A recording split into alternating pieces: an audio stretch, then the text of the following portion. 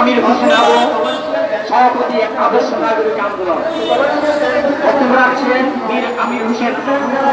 বিসমিল্লাহির রহমানির রহিম।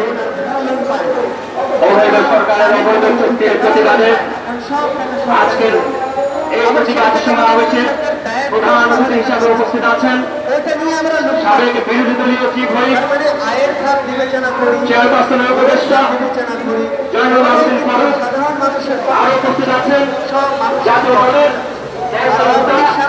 আরো উপস্থিত আছেন বিএনপি যুগ্ম মহাসচিব আব্দুল সালাম আজাদ ভাই। আরো উপস্থিত আছেন জাতীয় নেতৃবৃন্দ। সময়ের উপর বেয়াদবি মাফ করবেন। কথা পরিষ্কার, ভারতের চুক্তি এটা বাংলাদেশের বুকের উপর চুক্তি নয়, এটা আমার আপনার বুকের উপর দিয়ে চুক্তি হচ্ছে।